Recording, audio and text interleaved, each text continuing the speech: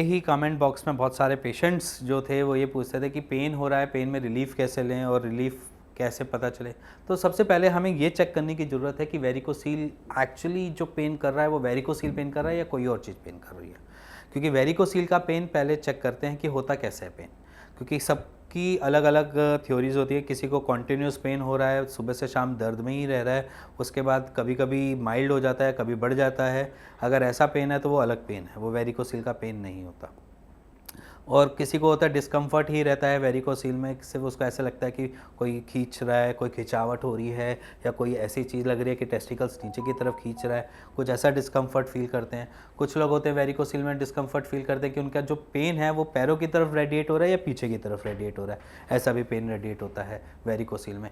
और कुछ ऐसे पेशेंट्स होते हैं जिनके लेफ्ट टेस्टिस में वेरिकोसील डिटेक्ट हुआ है बट राइट में पेन हो रहा होता है। तो इस सबका पेन की जो अगर मैं बात करूँ तो अलग अलग है, बट उनकी फ्रीक्वेंसी सेम होती है वेरिकोसील में। अब वो कैसा होता है कि मान के चलिए आज अभी मेरे को पेन हो रहा है, मैं एक वेरिकोसील का पेशेंट हूँ, सपोज करो मैं वेरिकोसील का पेशेंट हूँ, मेरे को दर्द अभी हो रहा है, तो वो 2 घंटे या 3 घंटे चलेगा, उसके बाद सॉर्टेड हो जाएगा, ठीक हो जाएगा। उसके बाद क्या पता 2-3 दिन बाद हो, या क्या पता हफ्ते बाद हो, क्या पता महीने बाद हो, क्या पता हफ्ते 1.5 हफ्ते बाद भी हो। ये डिपेंड करता है हमारे वेन्स के ऊपर, वो कितनी डायलेशन पे जा रही है और कितनी इन्फ्लेमेशन हो रही है। अगर मान लीजिए ब्लड को कोई रास्ता नहीं मिल रहा निकलने का, एग्जिट के लिए वहाँ से, तो क्या करेगा, वो आपकी वॉल्स को टच करता हुआ जाएगा, डाइसेक्ट करता हुआ जाएगा। जब वो वॉल को डाइसेक्ट करता हुआ जाएगा तो वो आपको पेन जनरेट करेगा, क्योंकि वहाँ पर आएगी सूजन, स्वेलिंग, और जब वो स्वेलिंग आएगी तो वो आपको दर्द अकर करती है। समझिए। तो इस बात को मानिए कि वेरिकोसील अगर आपको पेन कर रहा है, अगर वो पीछे की तरफ जा रहा है, टेस्टिकल से होते हुए पीछे की तरफ जा रहा है, या आपके पैरों की तरफ जा रहा है, वो वेरिकोसील का पेन माना जा सकता है। बट फर्दर स्टडी करने के लिए जो वेरिकोसील के पेशेंट जिनके पास रिपोर्ट है, वो तो एक ठीक है कि वेरिकोसील का पेन हो रहा है, उनको पता है कि वेरिकोसील का है।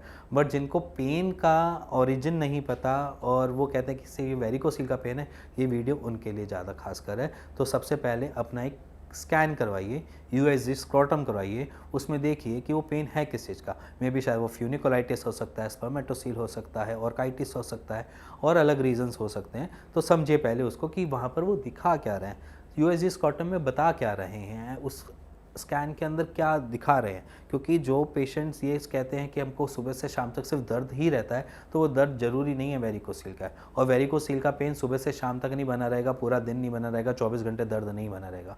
वो पेन किसी और चीज़ का भी बना हो सकता है। मे बी शायद वो आपके स्टोन का पेन भी हो सकता है, मे बी शायद वो आपके फ्यूनिकुलाइटिस का भी पेन हो सकता है, या मे बी वो इन्फेक्शन से भी पेन हो सकता है। तो अलग अलग रीज़न होते हैं। तो जो आपको दर्द हो रहा है वेरिकोसील में, तो मैं आराम दिला सकता हूँ अभी अभी। वो आपने 2-3 एक्सरसाइज के पोस्टर में पहले भी बता चुका हूँ। आपने पैरों को ऊपर करना है और दीवार के सहारे लगा लेना है, पीछे पिल्लो रखकर आपने लेटना है, जिससे आपको आराम मिल जाएगा। दूसरा, अगर रात को सोते हो तो अपने पैरों के नीचे पिलो लगाकर उसको थोड़ा अपर डायरेक्शन में रखने की कोशिश करो, जिससे आपको ज़्यादा ब्लड का फ्लो उस तरफ फ्लो होगा, जिसकी वजह से आपको दिक्कत नहीं आएगी, या फ्लो चेंज होगा जिसकी वजह से आपको पेन नहीं मिलेगा। कुछ ऐसी एक्टिविटीज़ जैसे कि आपने मिर्च मसाले नहीं खाने। एक ये भी सुन लीजिए, जो वेरिकोसील के पेशेंट्स हैं, अगर मिर्च मसाले मैदे वाली चीज़ खाते हैं तो उनको ये दिक्कतें बढ़ती हैं, दर्द बढ़ता है।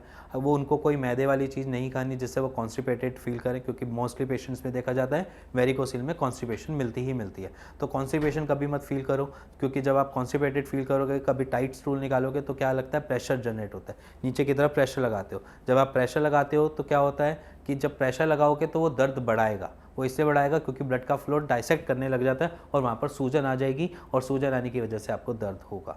तो कोशिश करो कि आपको कॉन्स्टिपेशन ना हो, तो फाइबर फूड्स को इनटेक करना स्टार्ट कर दो।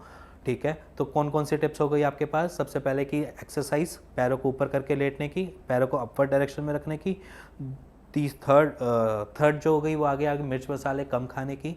आप हरी मिर्च खा सकते हैं, लहसुन खा सकते हैं, उसमें मनाही नहीं है, बट आप लाल मिर्च, गरम मसालों को थोड़ा सा कम इस्तेमाल करोगे।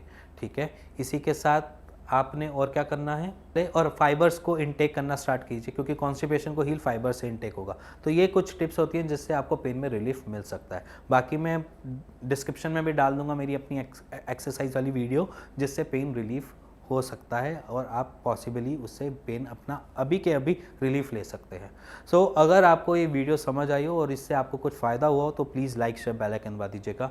इसी के साथ साथ अगर आपको पूछना है वेरिकोसील के बारे में, समझना चाहते हैं और चाहते हैं कि उसको क्योर कैसे किया जाए, तो आप नीचे दिए हुए नंबर पर मेरे को कॉल कर सकते हैं, अपनी रिपोर्ट्स को सेंड करके मेरी टीम से बात कर सकते हैं। इसी के साथ मिलते हैं नेक्स्ट टॉपिक पे नेक्स्ट वीडियो में।